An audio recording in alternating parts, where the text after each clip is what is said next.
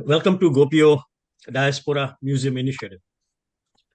As you may know, GOPIO was founded in 1989, and it's a worldwide diaspora organization with 100 chapters in 35 countries. This year, GOPIO has initiated a monthly Zoom webinar on different topics of diaspora's interest on second Saturday of every month. We are able to bring together worldwide participants in this monthly dialogue. The idea is to unite the people of Indian origin all over the world, and we are starting to do that more successfully. Out of this dialogue, more GOPIO initiatives are forthcoming, and our emphasis is on inviting the relatively younger generation to become more active in GOPIO. For example, last month, we had a meeting about investing in India, and we had venture capitalists from Switzerland, from Singapore, 2 from UK, 2 from India, and 2 from USA. All these venture capitalists are investing with young people in India in all kinds of startups. And so these are the types of initiatives that we would like to highlight. And we would like to have a lot of these younger generation members become more and more active in GOPIO, because GOPIO's future is the younger generation. Thank you so much and welcome everybody.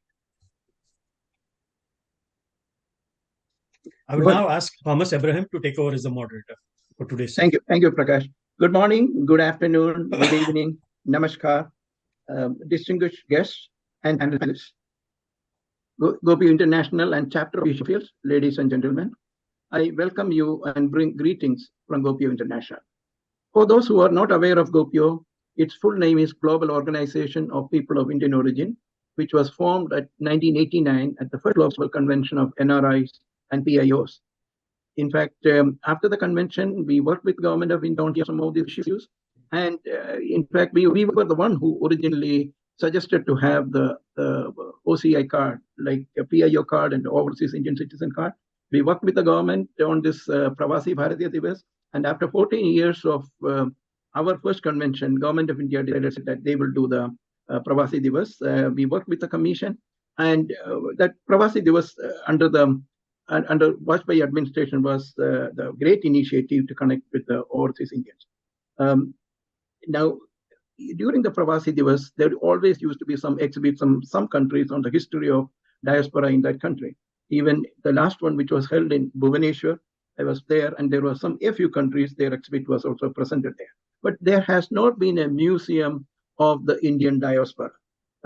In 2010, at the initiative of GOPIO, there was a memorial was built on the Hooghly River where the indentured laborers were boarding the boat to various countries. So that memorial was inaugurated, and but still there is no museum. So we have this GOPIO diaspora group where this idea was originally suggested by Dr. Lina Armodam and then Dr. Vinod Daniel. He is a curator from Australia. He took up that issue, and we appointed him as a committee chair, which is 4 other people, Professor Gupta from UK, and then we have Dr. Bhuvan Lal, and then Dr. Lina Armodam and Mrs. Isha Vyas. So they took up a few months, and we had several meetings with them. And finally, we decided to have this launch pad to promote this campaign for a museum. So today we are here to hear the report from Dr. Vinod Daniel, Mr. Vinod Daniel, and a few words about Vinod Daniel. He's from Australia. He has been a curator for several museums, not only in Australia, in India, but in about 60 countries. So the program will be that we'll have an official presentation. I suggested it's going to take about 15 minutes, a slide presentation. And after that, we want to see what the museum should contain. So there we will have historians as well as people who are knowledgeable about the diaspora in different regions of the world, from Caribbeans to North America to Europe to Far East, Malaysia and Africa. So we have speakers about 5 minutes each to all of them speaking on the Indian diaspora history and then about Indian diaspora. So we start this program now. I invite Mr. Vinod Daniel. He is the chairman of Oz Heritage. He has worked on museum and projects in 60 countries and was a board member of International Council of Museum. He provided an excellent free service for our diaspora. Vinod, go ahead. Take over. Thank you very much. I'll try to share my slide before I start. Can you share it now? Okay. Try to. Let Sid share it first.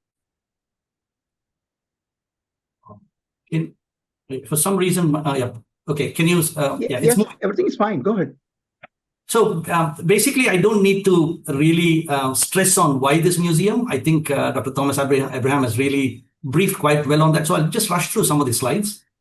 So it basically, the diaspora is historical, it's growing. And the main vision of this museum would be to celebrate the stories, cultures, and legacies of the Indian diaspora, to honor the struggles, contributions, and homeland connection, and to create a global cultural bridge for future generations. So there are several objectives, as you can read out here, and a little bit on the description, which I think would come more as I present the concept more in detail. So basically, the idea is to have some permanent galleries, which would have a bit of personal stories, as well as global stories, and also some rotating exhibitions. And the concept would be in terms of, as you can see in the picture, it's a little bit, as I explained you what the 4 galleries are, this would make more sense. The first one would be historical, the second one is current, the third one is celebration, and the fourth one is all about culture.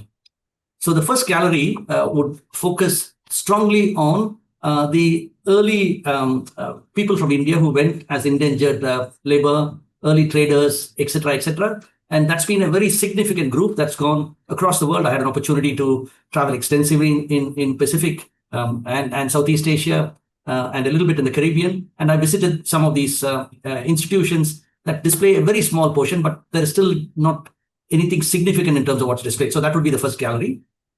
The second gallery would be a little more contemporary. It'll probably focus on the Indians who went in there, settled, especially I think many of you here from the US and UK and other parts. Even I live in Australia, so I meet with a lot of them. So it would probably, focus on these people, their journeys and their settlement.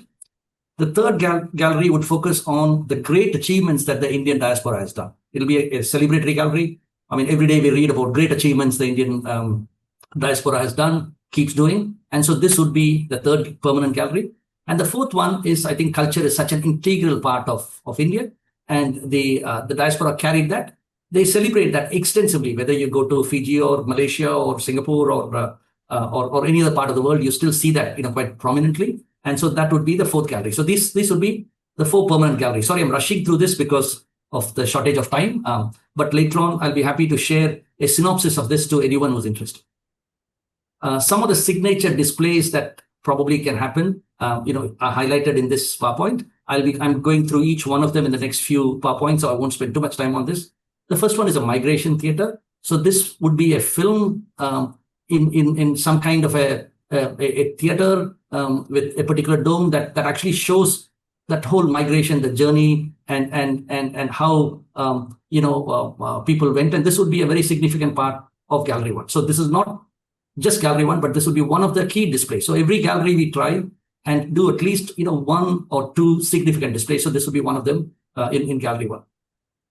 The second one would be where there would be a lot of interesting stories. There could be letters, there could be other artifacts, there'd be many touching things. So this particular gallery would have them displayed. People can actually touch on that and then get the whole story of what has happened, as part of somebody's journey through that particular artifact. So there is a little bit of a personal connection that can come. So this also would be a significant display in both Gallery 1 and Gallery 2 combined.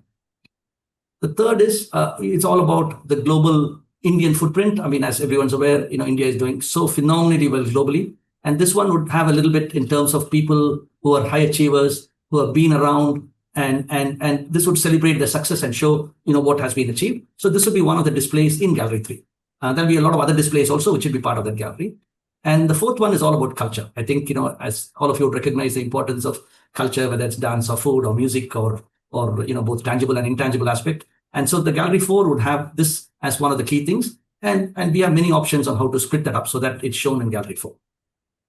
There would also, as you exit, we also thought it'd be good to have some kind of an archive wall where individuals can actually contribute the story. It would be there. And maybe as you go, you touch a screen and that whole story would come out. So this again gets a lot of the diaspora. So it's not just, some people, whose life is highlighted. There's an opportunity for, many more people who want to contribute, for their stories to be highlighted.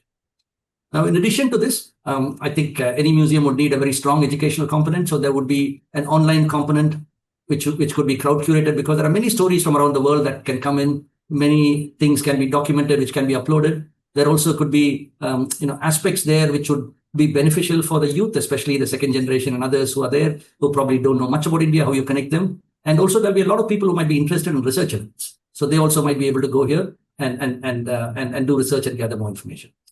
So these are the permanent galleries. In addition to that, you'll also have temporary galleries where things can change. So you might have country showcases, you might have showcases based on certain thematic aspects.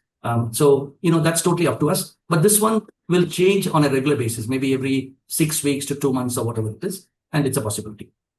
For example, these are some examples of case study, but it's just examples. So, there's many more examples that are possible. Typically, if you want to get it right, this one is based on our experience on how much area you might need, because you'll need about 17,000 square feet or about 1,700 square meters for your permanent galleries. Then you'll have a lobby area, you'll have back office, retail, you'll have space for rotating exhibitions, archives, education zone, etc., etc. So this, in a nutshell, gives you a little bit in terms of what you need. Now, why something like this in Delhi? I guess it's probably the center point for everyone who comes into India or goes out of India. And it probably would be the ideal location. But again, nothing is set in stone. So it's just a concept that is being put together. Now, there are several pathways to take this forward. We had many discussions. So either the government can give some building on a lease and we can develop it, or it can be a greenfield construction via foundation, or it can be a historic building that's given that needs to be retrofitted, adaptive reused, and then we build something there. Or it could be a hybrid where we have a public-private partnership approach. The governance and management, I think there's been many discussions. So it can be a totally independent diaspora-led board with an advisory from cultural and academic institutions and collaborations with, again, many other global museums that do have diaspora component.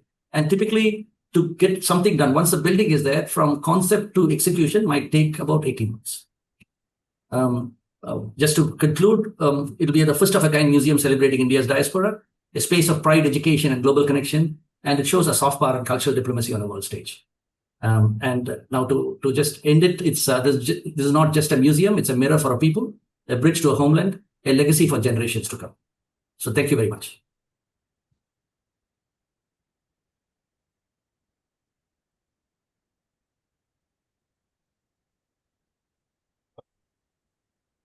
Thomas, you're muted. Please unmute yourself. Thank you, Vinod. I really appreciate your condensing it in proper time. You did extremely well giving this the whole concept of the museum and how we can establish it. So we will start with some other speakers. And I know this is the 170, 180-year-old history. You put it in 12 minutes. Now we are going to hear in 5 minutes each from our speakers from different regions of the world. After that, we'll have some felicitation messages as well from our distinguished guests. So we start with anybody who has any question, please put it in the chat room, any comments, because we're going to take this up after all the presentations, after all the speakers have spoken. So that is the Q&A at the end of the all presentation. Now I invite Professor Prabhu Guptara. He is a visiting fellow at the Judd Business School, Cambridge University, and chairman of SALT Research Media Group. Professor Guptara, go ahead. Thank you, Dr. Thomas Abraham. Very kind of you to have invited me to speak on the Indian diaspora in Europe. And I think it might be useful to give a little bit of a historical perspective before we come to what the situation is today, because I'm afraid most people, including our distinguished people here on the webinar at the moment, may not be fully aware of the history. So let me start with the UK, because we have the largest number of people of Indian origin here. Current estimates are about 3 million, and not as much as the United States, which is now 5 million, I believe. But that is a recent development in the United States. Historically, of course, UK had the largest diaspora. More interestingly, we should be aware that the first Indians came to the UK in the 17th and 18th centuries, mainly as what were called lashkars in those days. These were people who both operated the boats and guided the ships, actually, that came from India to the UK and back again. Because the British, though they came to India, did not have the expertise, the seafaring expertise, to actually come to India. So it was Arab seafarers and Portuguese seafarers and Indian seafarers who were key to the ships being able to travel between UK and India. So they were basically people who came, lived here for a very short time, usually between the sailings, and then went back. And they're very interesting records of these people who lived in the UK for these short periods of time, usually in hostels that were maintained by the church or people connected by the church who were hospitable to these people, made them feel at home and all that before they were sent back to India. Very interesting records of that. But the first named person whose name we know was in the 18th century. He was a Muslim cleric as well as an ambassador and a writer. He was known as a munshi. And his record of his time in India, in the UK and in France is actually recorded in Persian and was translated from the Persian into English in 1821 and then was later on, of course, republished. But the second person who came and settled in the UK was a man called Sheikh Deen Muhammad, also Muslim by background, though he became a Christian later on in life. A very interesting man. The first known person to have written a book in English ever, Sheikh Deen Muhammad. And he was, in addition, the first person to establish an Indian restaurant in the UK, the first Indian person to have started a medical facility in the UK, and so on. Very interesting man. So I could talk more about him, but I won't at the moment. So as I've said, about 3 million in the UK at the moment, long history, very well established, obviously Prime Minister and so on, who we've had of Indian origin, loads of members in the House of Lords, loads of members in the lower house of Parliament, very well established business leaders such as Hindujas, Prakashji and so on, who are here.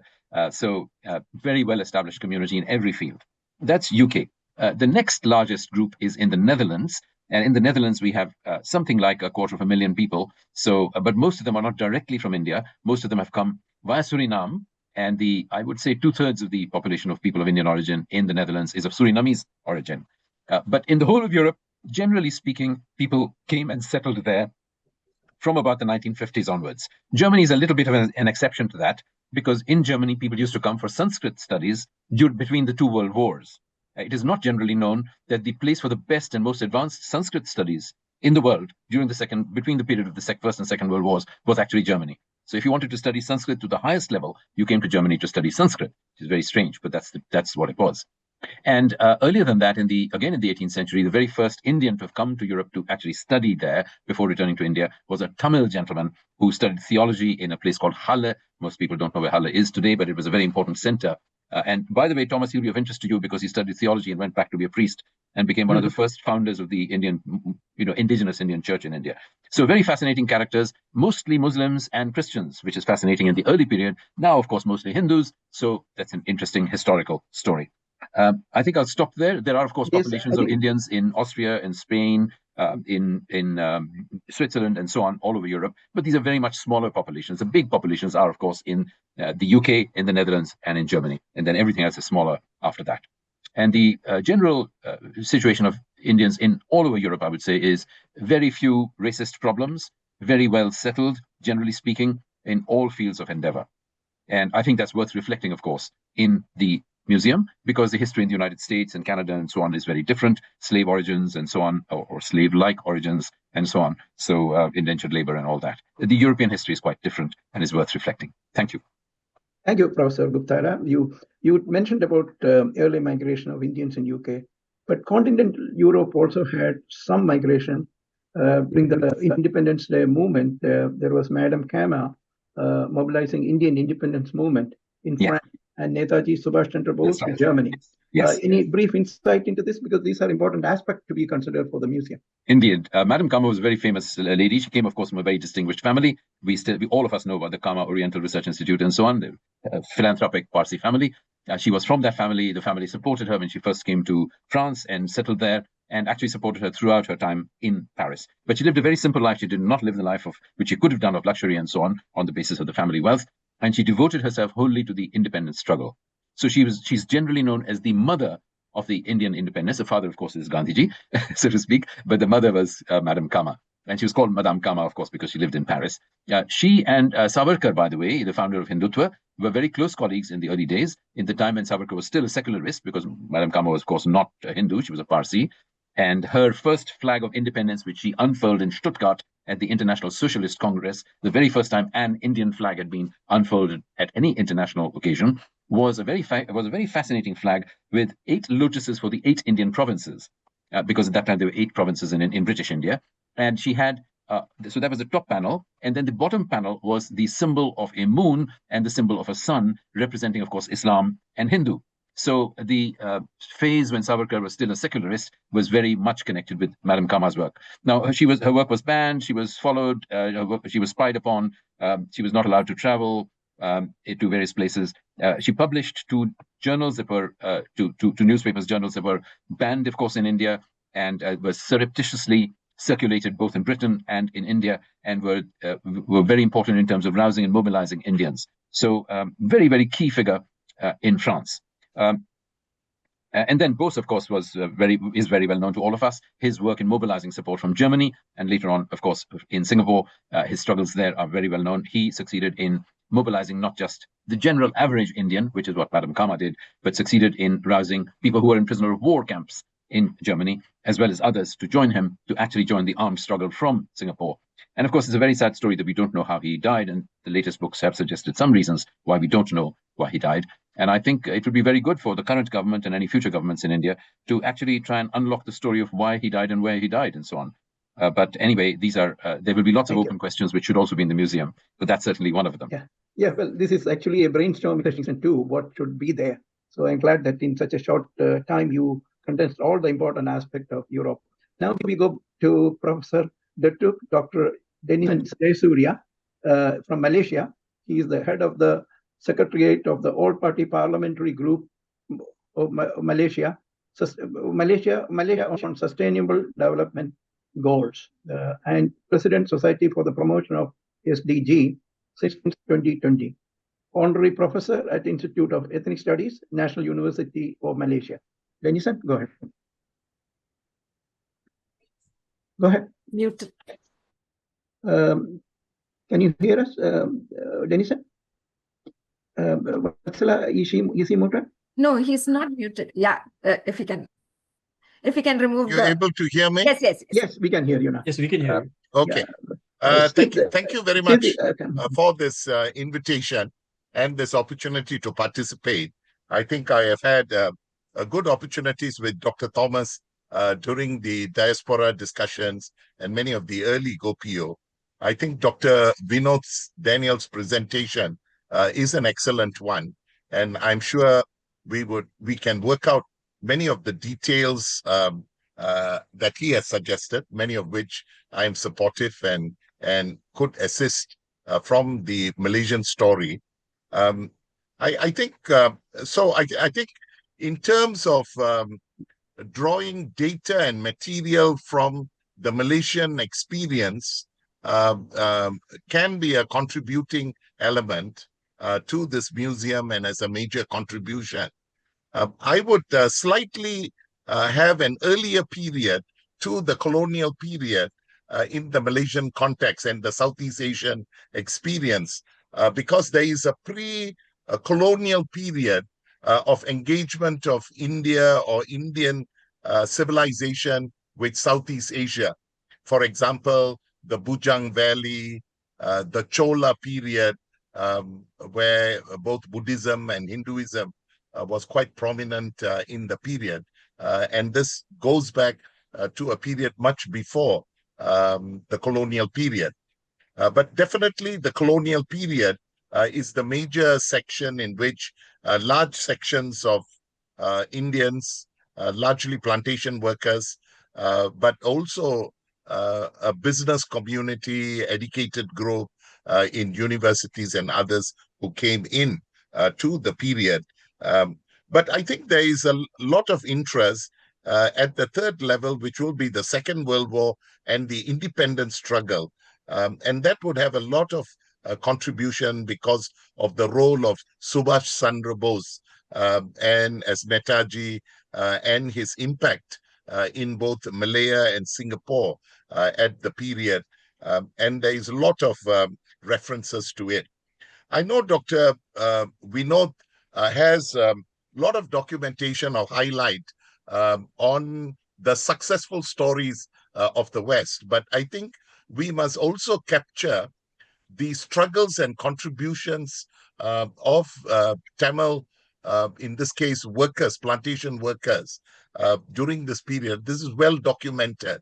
And I think the challenges and struggles should also be part of history, not just success stories or major achievements like Sundar Pichai, but ordinary people who sacrificed their lives to build the plantation economy, which supported British economy, and subsequently with independence, it actually was nationalized and actually is the backbone of the Bumiputra economy in Malaysia as well. So I think we need to capture ordinary people's stories as well. I think there was a large section of people who suffered in the journey to free India in the Burmese journey and so forth. So while we can capture the successes, at the same time, we need to, because there were distinguished Malaysians in rubber research, in medical research and so forth. And the final period is the modern period. And I think at every point we can also look at, since independence, India's foreign policy as it relates to the diaspora, as well as to the various countries. And in the modern period with new migrations of workers and communities in the professional sector, as in the US, which is slightly different in Malaysia, would be different in the Singapore context, where citizenship is provided even now, but in the Malaysian context, that is more restricted. So I think it will be a fascinating experience, Dr. Thomas. I think there was no presentation in Dr. Vinod's presentation of who's going to finance this, where the manpower, the research is going to come from. And I'm sure the diaspora would support the initiative, and not only individuals, but also community organizations and academicians might join in the process. And a number of us are on this discussion. And Dr. Thomas, we will be happy to assist you in any way. I wanted to show that one of the publications on more contemporary one was published by a few of us in the Malaysian context as well. So there's a lot of data and material of our experience that we can bring in. Thank you for this opportunity, and I hope we would be included in the conversation and we could be able to facilitate both historians in our context and the business community if they are to co-fund it and support this project. Thank you very much. Thank you, Dr. Jayasuriya. You have been a scholar, you have been writing books, and all this, it has helped a great deal to our diaspora community. Mr. Vinod Daniel will come back again at the end of the presentation to speak some of the issues which other speakers are bringing up. But at this point, I have one question for you. You mentioned about Singapore, and can you give in about 2 minutes about our important aspects of migration to other South Asian countries? Yes, I think one could look at that. I think Malaysia, Singapore, there are smaller sections in Thailand, Philippines, but I think the historical period would be quite fascinating from an archaeological and other forms, the impact or the influence of Buddhism across the whole of Southeast Asia, the presence of both Hindu temples and Buddhist temples that can date back to the Chola period or even earlier. So I think there's a lot of historical, and even in recent times, the Indonesian government has acknowledged the close relationship and adoption and the impact of Indian civilization. One is the diaspora that we need to look at, but we also need to look at Indian engagement or the influence of Indian thought, Sanskrit, religion, culture beyond the diaspora community. And I think that could be seen in Cambodia, it would be seen in Thailand, and especially in Indonesia with Bali, where there is a very strong Hindu community still in Bali, which is an impact of the early engagements of Indian civilization. So I think we need to adapt, and I think Vinod does highlight that in his fourth dimension of the galleries. But I think a civilizational approach might be important, and in that context as well, the Indian Muslim traders who have played. So the Indian Muslim community has a very strong cultural identity and affinity to culture, language, their heritage, their link back to either Kerala or Tamil Nadu.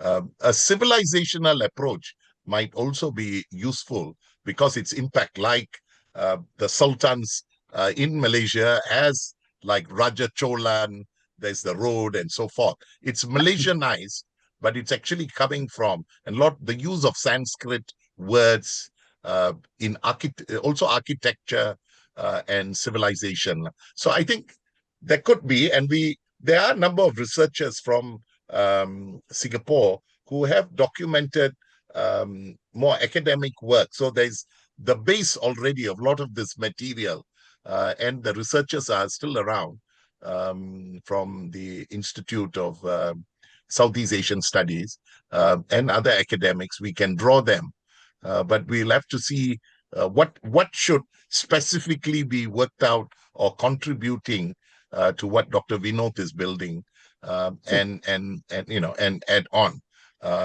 to that whole dimension, and the financing of this as well. Thank you. Yeah, I think that's a very important suggestion. I think we may have to highlight more, and I think as we develop the program, this could be one of the part of the museum, especially the historic aspects of Indians migrating several centuries ago. Anyway, let me go now to Dr. Bhuvan Lal. He lives in India, but also makes trips to USA quite often. He is a writer, author, the biographer of Netaji Subhash Chandra Bose, Lala Hardayal, and Sardar Vallabhbhai Patel. He is also the author of Namaste Keynes, Delhi in the Era of Revolutionaries, and India on the World Stage. Bhuvan, it's all to you. Thank you, sir. Thank you for inviting me. First of all, I must acknowledge the foresight of GOPIO to set up this. It's a visionary move, it's a historic mission, and I'm both honored and privileged to be part of it. Indians in America is the subject that has been given to me. The recorded evidence of when Indians came to America is now being termed as somewhere around 1770, 1780. The reports that Indians participated in the American Civil War, American Revolution, and they were trading with America long before the time that the world recognizes.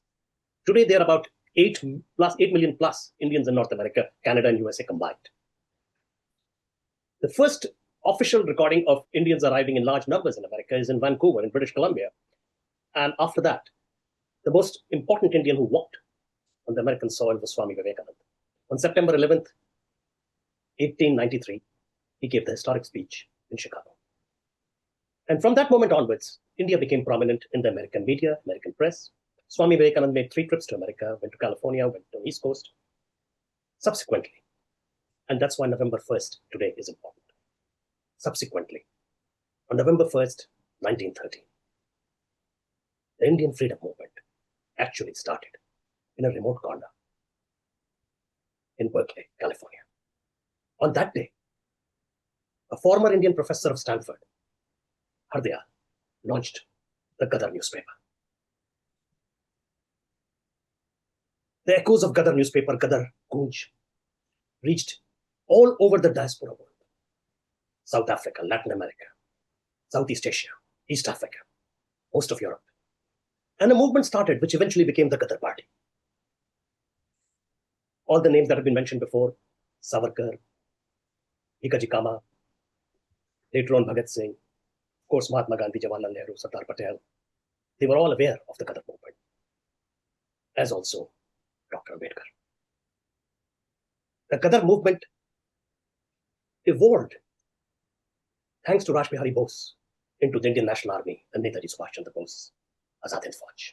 They are all part of what started on 1st November in 1913 in San Francisco, in Berkeley, in California. They are stories of many unsung heroes in that period, which need to be recorded, which need to be made part of this museum. These are people who excelled in fields which were not well known in India. They sacrificed a lot. And on the basis of that sacrifice, today, being an Indian in America is an asset. From British Columbia to the Wall Street, to the Capitol Hill, to the Silicon Valley, and to Hollywood. They are Indians who have made a name for themselves. Right across North America right now, the 8 million plus Indians who live, they've brought a civilizational asset to the North American civilization. And some of these stories are well known. Some of these people are still unsung. Dilip Singh Sond, Dr. Harbans Khurana. Thousands and thousands of names come to my mind. I would want them to be part of this museum. I also want to urge and use this opportunity for the members of GOPIO and other distinguished guests who have joined to help make this dream come true with their financial resources, their contacts, and their relationships with the government. As we go along, we will realize that 500-600 years from now, when the future generations of the diaspora go back to India, they'll be able to track down where they started from, where their forefathers came from. And that's a great service to the generations yet to be born. Thank you very much, Dr. Abraham, for inviting me. Yeah, thank you. Thank you, Dr. Bhuvanlal. You covered quite well with United States, but there was some issue in the beginning. We were not even had the voting rights. That's some of the very important aspects for Asian or Asian American, including Chinese, Japanese, Koreans, Indian. We were the first one to take up can you give some insight into that? Don't also mention about any migration to Mexico? Just on the voting rights issue, initially Indians were considered lunatics officially in America, United States of America. In 1914, February, Lala Hardayal made a presentation in Washington, D.C., and he convinced them that there was a possibility of letting Indians immigrate into America. And it was very racial at that time. And that eventually snowballed into a discussion and it led to post-Second World War. Before India became independent in July 1946, a gentleman called J.J. Singh, a very prominent Indian who played a huge part in publicizing the Indian freedom movement in North America out of New York. J.J. Singh was the man who convinced North American government to allow immigration of 100 Indians into America. And now, it's 8 million in North America, 5+ million in US, a lot of green cards. At the same time, I'd like to mention here that J.J. Singh's son became the head of Sony Entertainment Television in India and worked for Sony. And his granddaughter became the PR consultant and the PR person for Kamala Harris. So the family has continued working in North America. Thank you. Thank you, Dr. Bhuvanlal. Now we go to the Caribbean. It is Ms. Shalima Mohammed. She's Cultural and Heritage Consultant and Director and Moderator of the Indo-Caribbean Cultural Center Zoom Weekly Thought Leaders Forum. And the president is also here, Dr. Kumar Mahavir, on the screen. Shalima, go ahead. Thank you very much for having me. Can you hear me clearly? Yes, very well. Great. Thank you very much for having me here on this program with wonderful speakers so far. I'd like to share my screen with you. Go ahead. And I just want to share that there are psychological implications for this very important project that we are talking about today. One of which has to do with understanding our history and roots, which is crucial for developing a stable and coherent sense of self, something that some of us in the diaspora who have descended from the Gomitias seem to lack sometimes. A clear sense of origin in India allows us to contextualize our present challenges, of which there are many, within a larger historical narrative. And critical parts of this narrative are missing or unknown in some of the diasporic countries. So what happens is that descendants often feel isolated and disconnected from wider human history. And it is for this reason that Sylvia Galari Perez of Belize is suggesting that we absolutely need to have documents. Documents are missing for those in Belize who are actually descendants of Gomitias who went to Jamaica. They have no idea where their foreparents lived in India. They don't know the names of the ships, and they want to see some original artifacts. Likewise, Fabrice Subdan of Guadeloupe, he says we need to know where we came from. They do not have any passengers lists from all of the voyages from India. They also want to see a list of returnees to India from Guadeloupe. Dr. Arnold Thomas from St. Vincent, he's saying they need to see documents. Record of all the ships from 1861 to 1880 and passenger lists are missing for Vincentians. They want to see a report of the returnees to India up to 1885. What did they bring back to India? Nobody knows. Who remigrated to diaspora countries? Nobody knows. And so there's a sense of dissonance for descendants.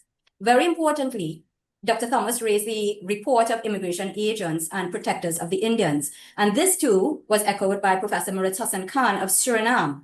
You see, reports of the protectors and artifacts and museums of resistance are very important to us. There were several uprisings in diasporic countries, which are not covered anywhere except in our diasporic countries. And if we are talking about India, and this museum being placed in India, then Indians ought to know that there were over 20 documented deaths of Indian indentured laborers in the Hussein massacre in Trinidad in 1884. Actually, the 30th of October is the anniversary date of that massacre. In Suriname, there were uprisings in 1884 and so on. Who were these people who died? They had family in India. In 1913, the Satyagraha march in South Africa, the Rumveldt massacre in Guyana. Who were these Indians? Some of them would have shared correspondence with India via the Calcutta letters, but those Calcutta letters are not known to Indians, nor are they known to others in the diaspora. And so these are some of the things that ought to be captured in such a museum. And therefore, what we hope will emerge from this particular project is a shared historical narrative and origin. And this can contribute to collective identity and, of course, social cohesion among Indians in the diaspora. I'd like to say that the archive wall that Mr. Daniel talks about ought to really have documentary films by descendants who searched after many, many years and dollars. They found their ancestral villages. They made their journey back to the ancestral villages, found relatives there, and now we can have that documented as well. I want to thank you very much. Thank you. Thank you, Shalima. That was a very wonderful presentation covering all of the Caribbean region. In fact, our GOPIO had our GOPIO convention in Port of Spain in Trinidad 2014, when Prime Minister was Kamala Prasad Vishweshwar. And of course, she's back again as the Prime Minister. We also have Indian origin presidents in Guyana, until recently in Suriname. This was not the case in the 1980s and 1990s when Indian diasporas were targeted in all these countries. In fact, our first convention was organized because of the human rights violation in these countries. Any comments on the historical aspects of these changes which had happened in the last 3 decades? Or I would say after 1990s, where we came to power in many of these countries. Did you get it? I'm sorry, could you repeat that question, please? Yeah, the question was that, we were targeted in the 80s, our Indian community, Indian diaspora. But by 1990s, we all our people became president and prime ministers of all these countries. I'm talking about Guyana, Trinidad, Suriname. Any comments on why such changes could happen?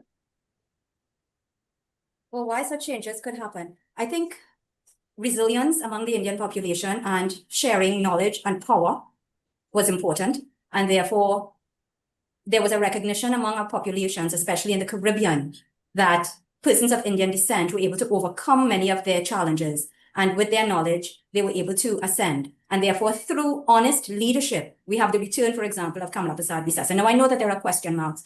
Every politician is called a corrupt one. But at the same time, we see better conditions under persons of Indian descent who are leading their countries. Hence the reason we have now a number of them in the Caribbean islands in particular, and we would like to see that continue. But has it redounded? Have we benefited in any way? I mean, persons of Indian descent, have we benefited in any way? No, there's no biased leadership among the Indians as far as we can tell. There is simply a recognition that there are persons of Indian descent who came from a Gamitia background who actually have a voice despite the fact that we are in the minority in our countries. I hope that answers the question. Thank you. Thank you. Thank you for your insight into the whole diaspora history. So we will take note of it, and we know this taking note of this, what we should consider in all those countries which you have mentioned. Now we go to the next speaker. He's Mr. Satyendra Tirtham from Mauritius. He is a Mauritian Guyanese historian, writer, lecturer, head of technical unit of and historian at Upper Wasi Gut World Heritage Site in Port Louis. In fact, he's so busy today because tomorrow they have a big program at the Upper Wasi Gut World Heritage where the president, prime minister, vice president, all of them are coming. Satyendra, go ahead. Satyendra, can you come? Satyendra. Vatsala, can you focus on Satyendra Tirtham? Satyendra Tirtham. I want to see his camera on. Otherwise, you may want to skip him for the moment and come back to him later. All right, then we will go to Mr. Omi Singh. He is a member of parliament, was a member of parliament. He is president of KwaZulu Natal International Business Association in Durban. Omi? Go ahead, Omi. You're on. Thank you very much. Our president, Mr. Prakash Shah, our chairperson, Mr. Thomas Abrahams, distinguished panels of speakers, all protocols observed. Namaste, Vanakkam, Assalamu Alaikum.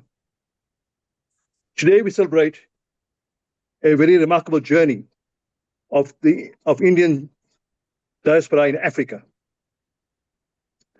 Over the past century, Indians have migrated to Africa to the following countries: Uganda, Kenya, and Tanzania. During the colonial past and the era, we have woven ourselves into the fabric of these nations. They played a pivotal role in building infrastructure from the railways to businesses, laying the groundwork for economic growth as they settled in the new homelands. They persevered their rich cultural heritage and values, becoming living bridges between India and Africa. Today, the Indian diaspora stands as a testament of resilience and adaptability. They have not only thrived, but also contributed immensely to the cultural, economic, and intellectual landscape of their adopted countries. In a sense, ladies and gentlemen, the Indian diaspora in Africa, in East Africa, is a vibrant, dynamic community, honoring the historic journey and celebrating the present-day achievements. They continue to serve as a cultural bridge, fostering identity, memory, and connection between India and the world. It also gives me pride to speak today about a truly remarkable journey of the Indian diaspora in South Africa, where I'm a citizen. It was a journey of courage, endurance, and triumph, a journey that began 165 years ago and continues to shape the character and the destiny of our nation. Our history on this soil began in 1860, when the first Indian arrived in Natal aboard 3 ships, the Truro, Belvedere, and the Mlazi. They came as indentured laborers to work the sugarcane fields, facing hard conditions and many hardships. Yet, through resilience, discipline, and faith, they persevered. They tilled the land, built the communities, and laid the foundations of hard work and integrity upon which later generations have flourished. In the year 1893, a young lawyer named Mohandas Karamchand Gandhi arrived in Durban to represent an Indian merchant. His experience in South Africa profoundly changed him. Here he witnessed injustice and discrimination, but instead of responding with anger, he responded with courage and moral conviction. It was in South Africa that Mohandas Gandhi developed his philosophy of satyagraha, non-violent resistance, a philosophy that later inspired millions across the world and helped India achieve its independence.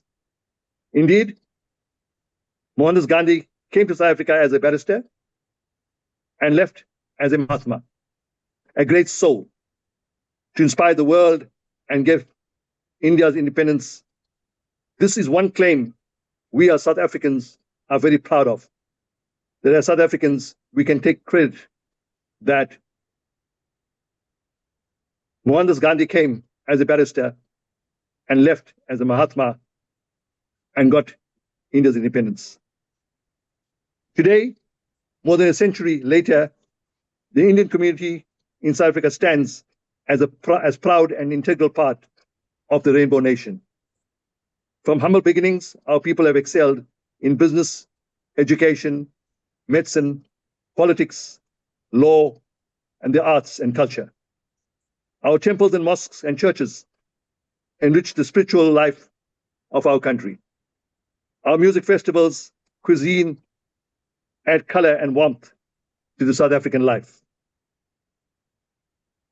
As we celebrate 31 years of democracy, we also celebrate how far we have come as a united people.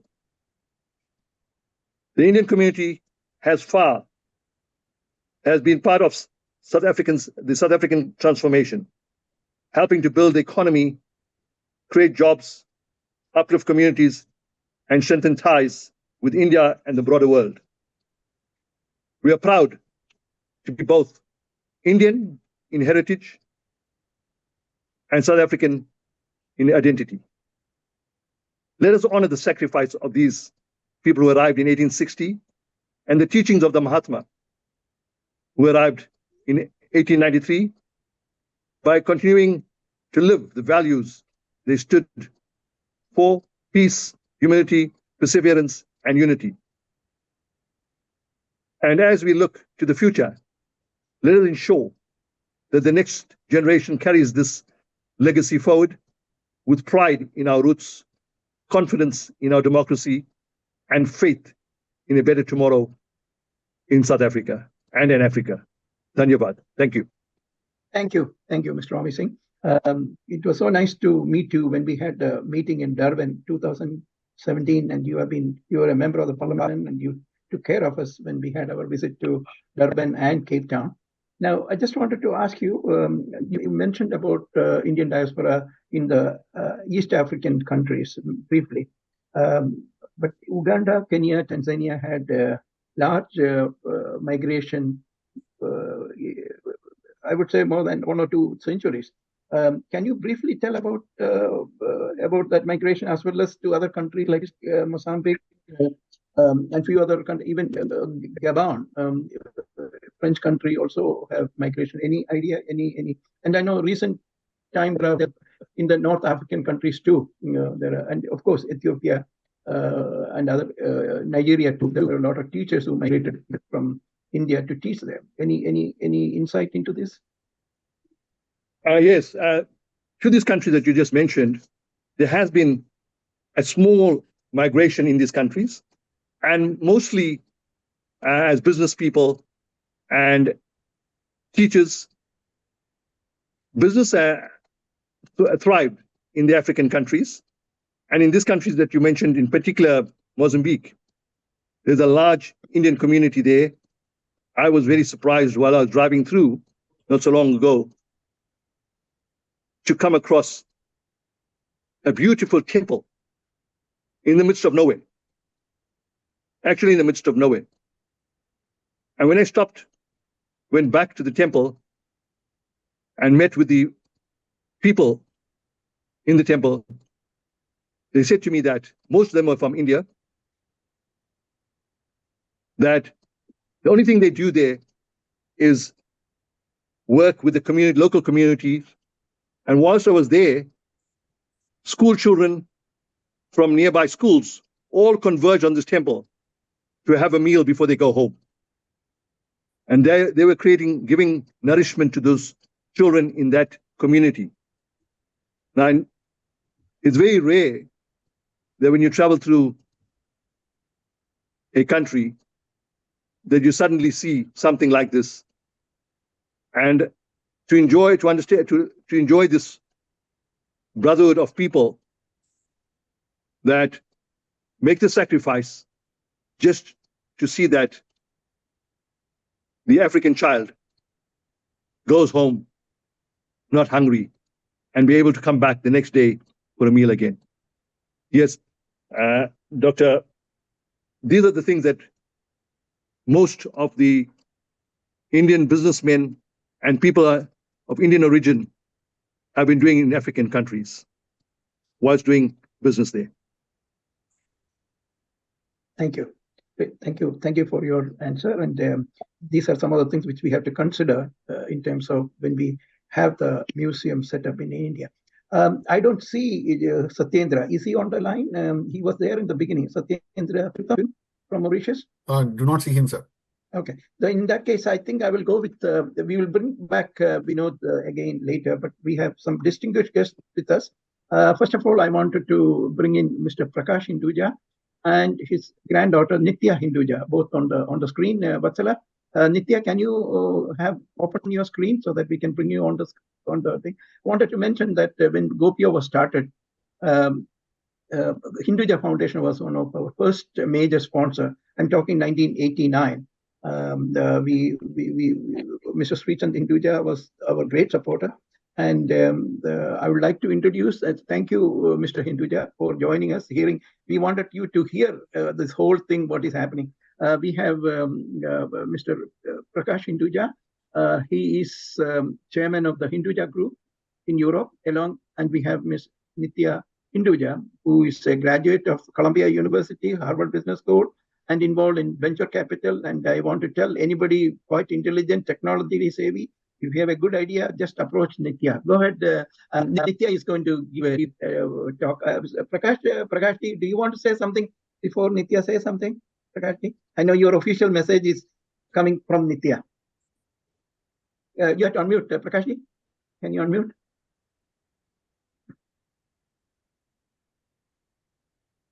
There is a button there you have to press.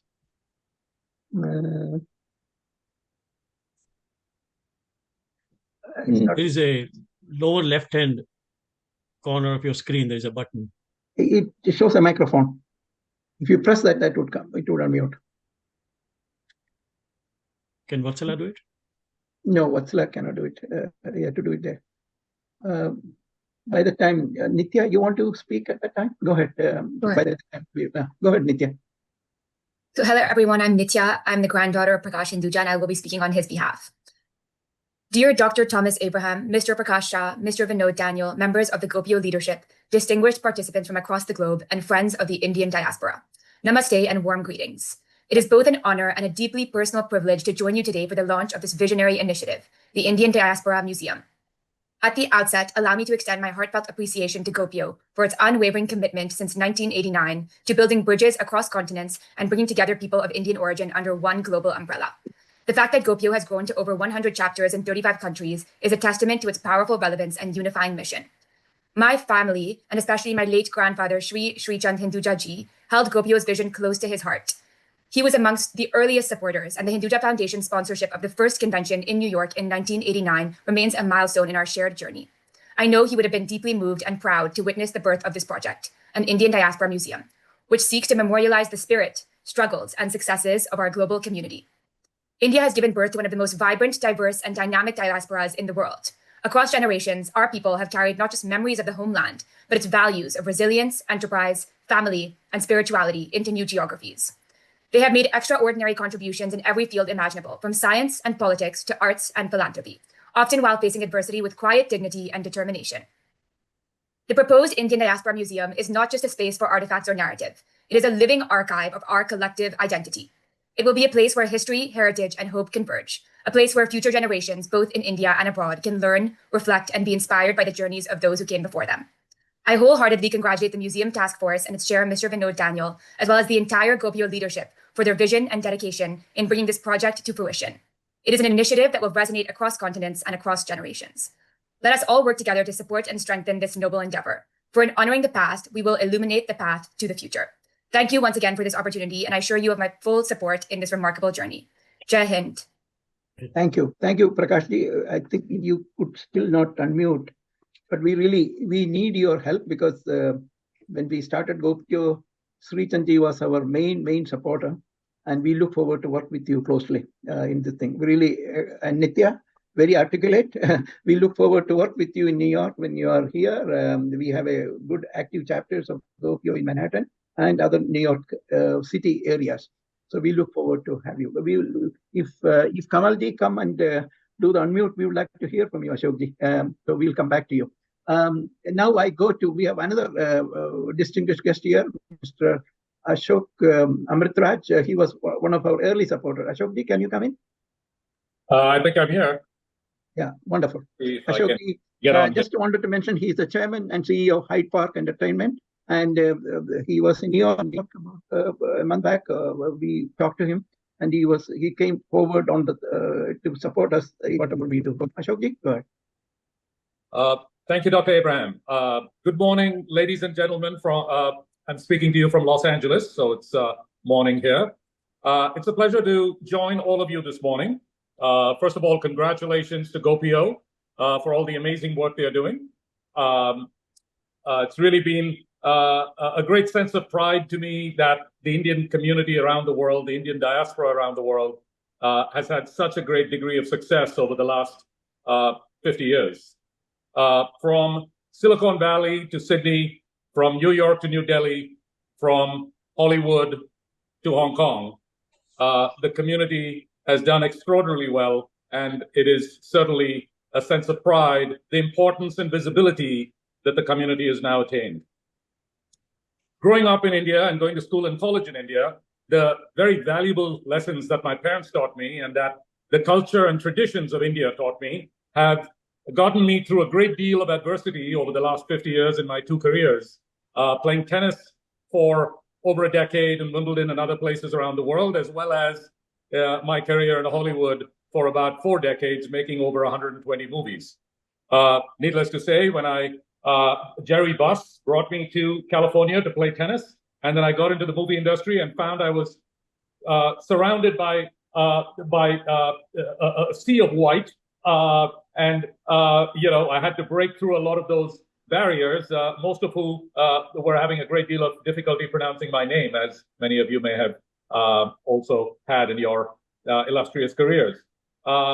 However, many of the movies I've made have been influenced by my growing up in India. I often hear from my friends, whether it's in Bollywood or other parts of India, how my first hit film, which was called Double Impact with Jean-Claude Van Damme, was about brothers and family and coming together and taking on the bad guys. And they say, oh, that's a very Indian theme. And I always say, yeah, well, that's sort of where I'm from.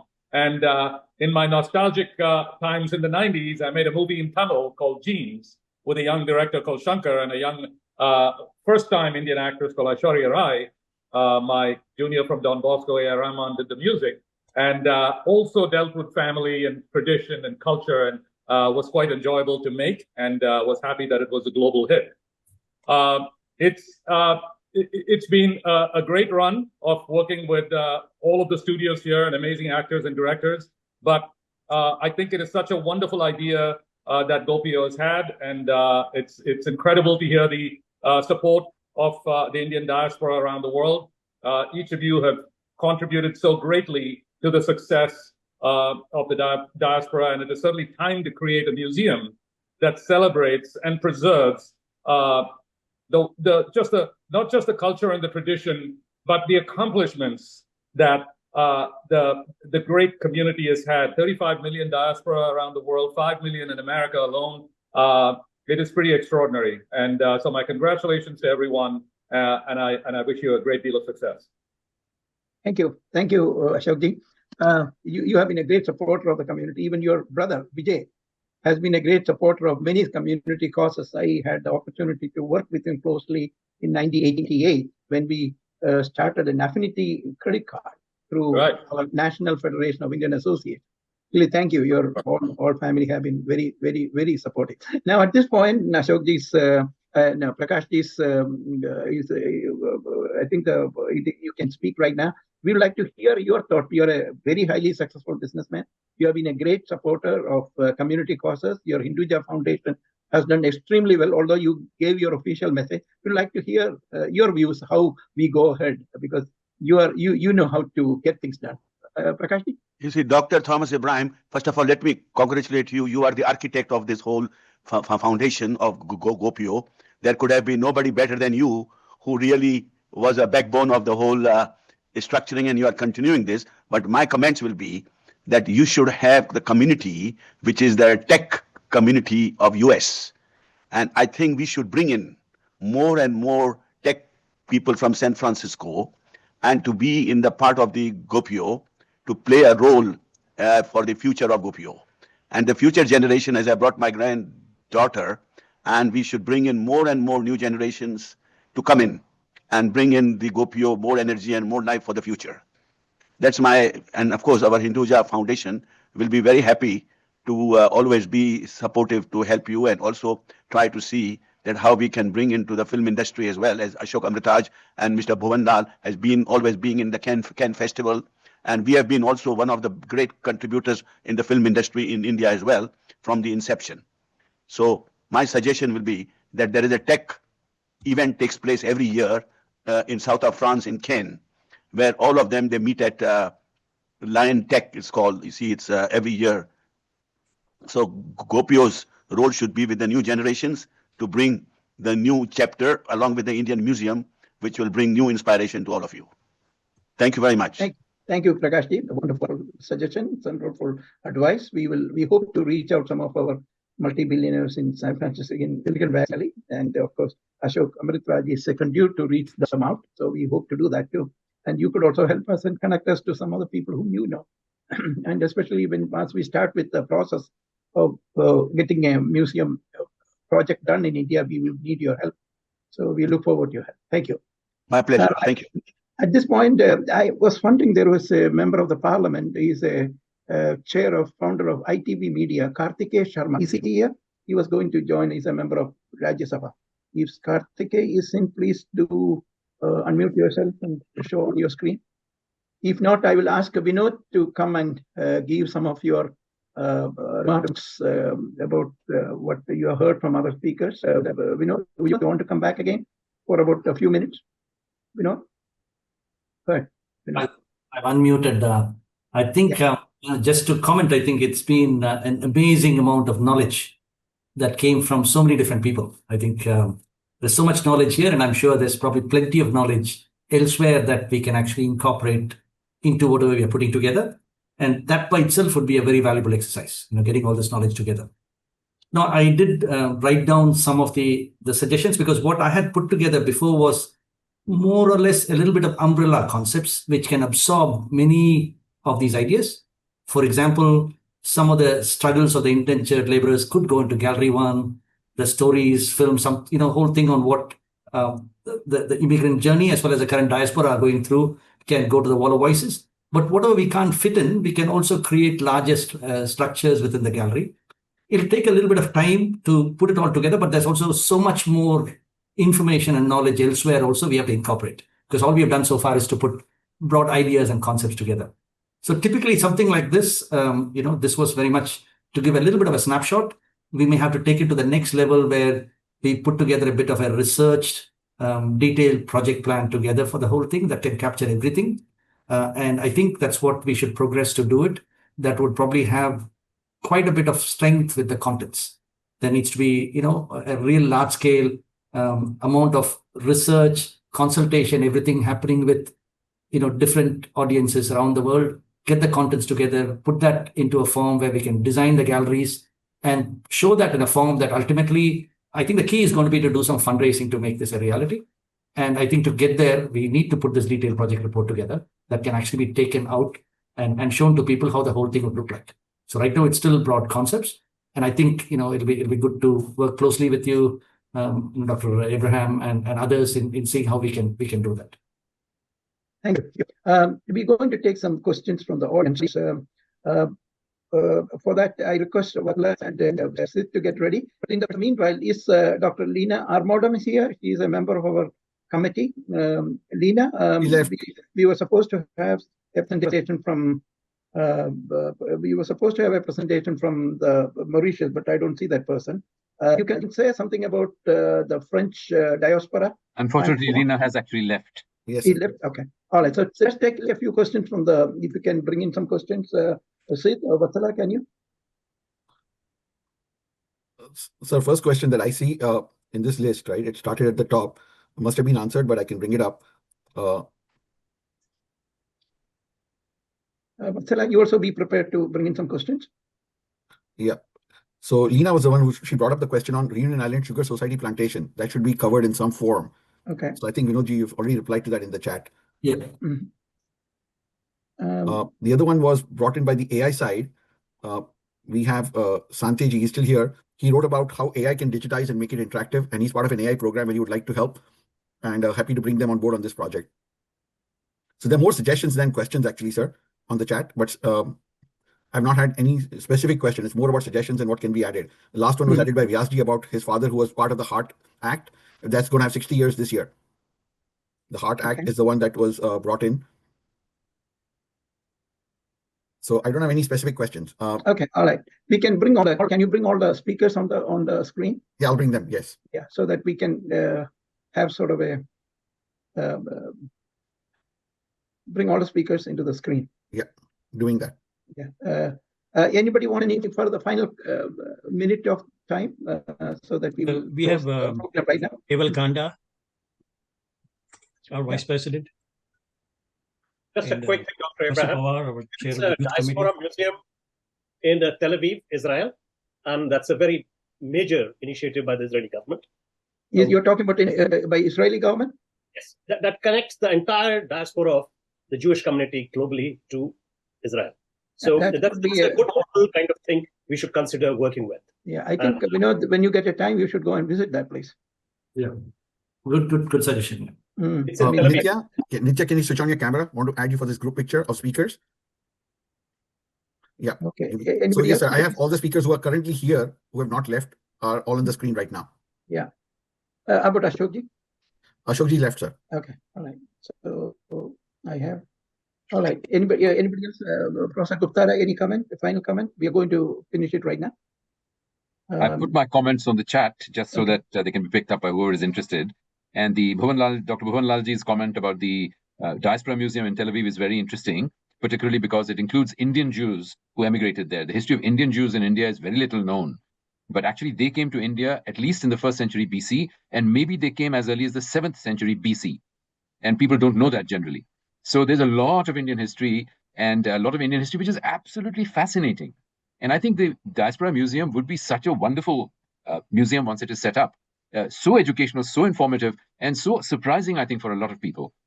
So many things about Indian history are just not known. Thank you. Omi, anything? Any comment? Final comment?